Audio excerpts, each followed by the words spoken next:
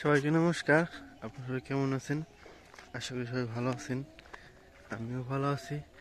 তো হচ্ছে সকালবেলা, তো আজকে সকাল সকাল আসলাম একটু সরিষা জমি দেখতে।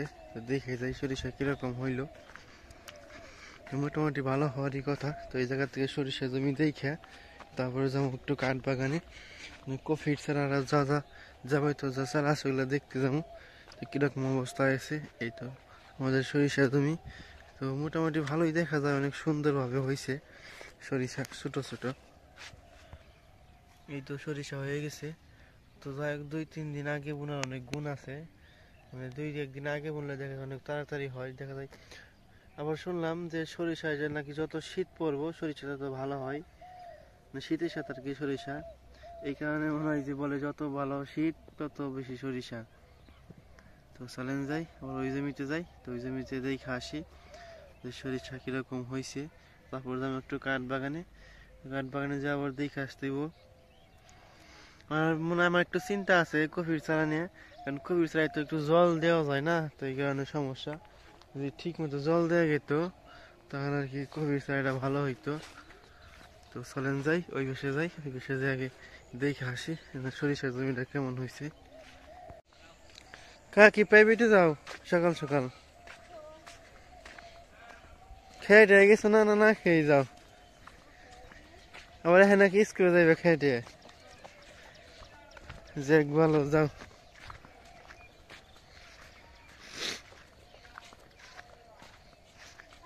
কয়টার থেকে পড়ো প্রাইভেট? কয়টার থেকে পড়ো?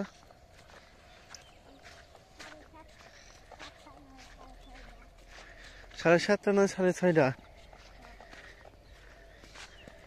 তো ভালোই।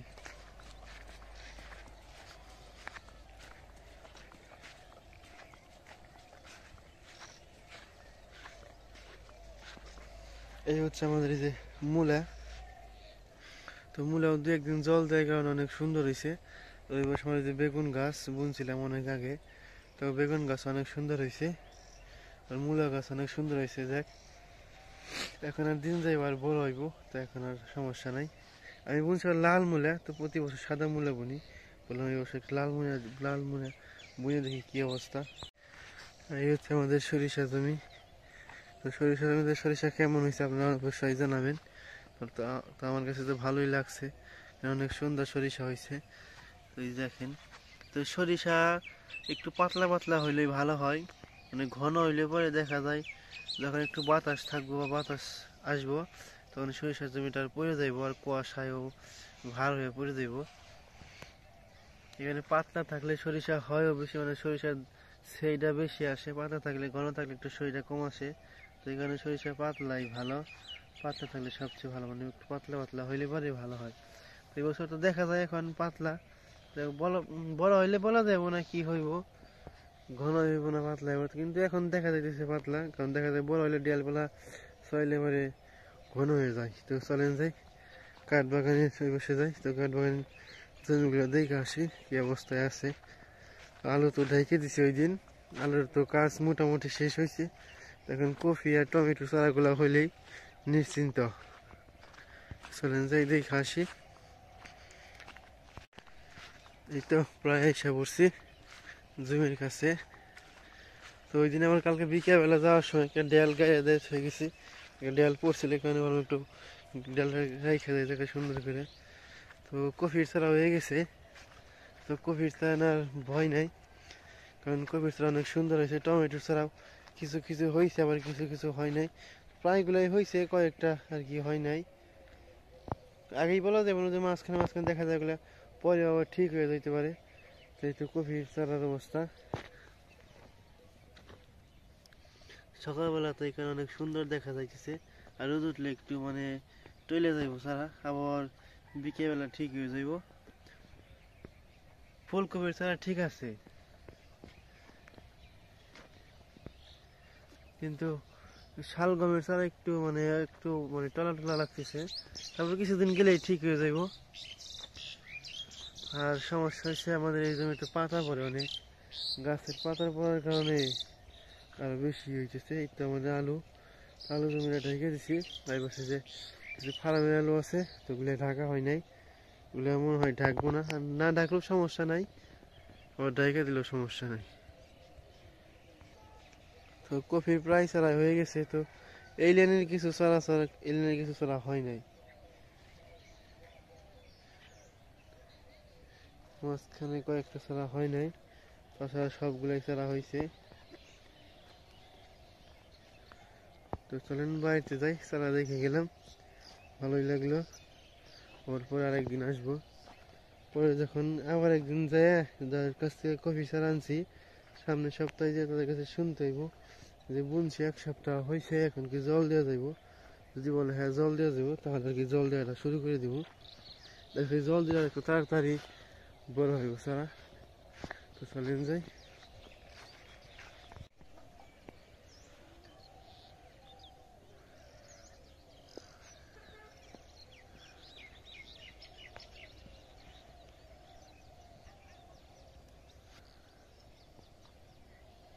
আমি জমি দেখে আইসা বসছি, এখন যাইতেছি একটু আরেক বিস্তার জমিতে। তো আরেক বিস্তার জমিতে যাওয়ার কারণ হচ্ছে যে আমরা যে বিস্তারে ধানগুলো বুনছিলাম, তো ওগুলো বুনছি আবার আরেকটা অন্যরকম ধান বোনার জন্য চেষ্টা করবো ওই বছর।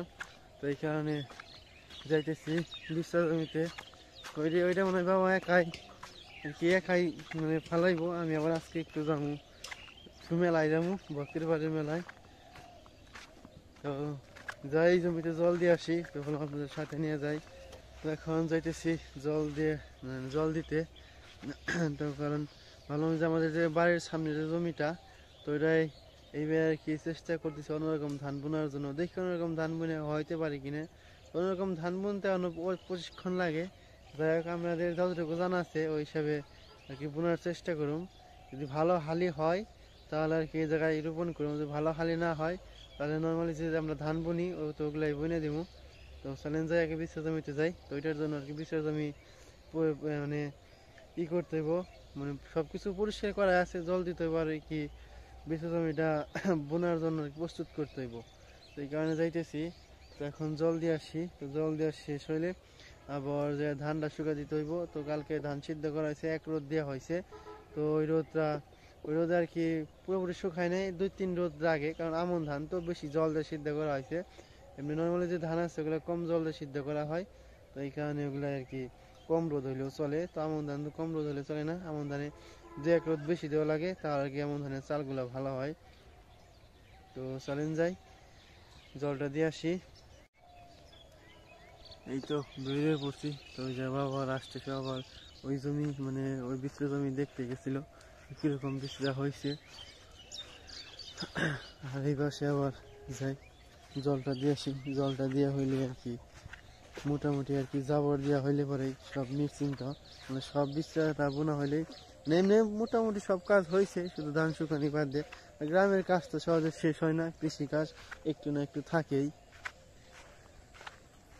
চলেন যাই জলটা দিয়ে আসি।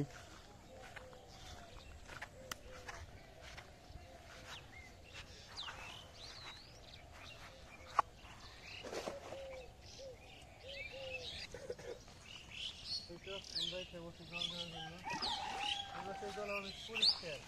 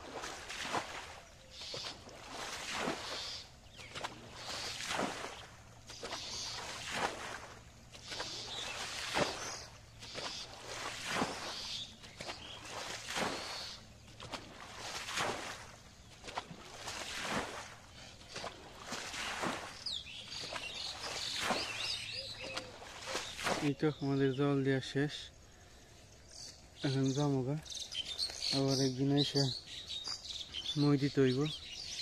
মই জাবর দিয়ে তারপর ফেলাইতে আগে জঙ্গল বাঁচতে হইব, তারপর মই দেওয়া লাগবো। তো জল মোটামুটি ভালোই দিয়ে গেলাম, বেশি করে প্রয়োজন একটু কম দিতে হয়। নিলয় কাকা দাঁড়াও, কই যাও? যাই না কাকা, যাই না, হ্যাঁ যাই না। কোথায় যাইবে?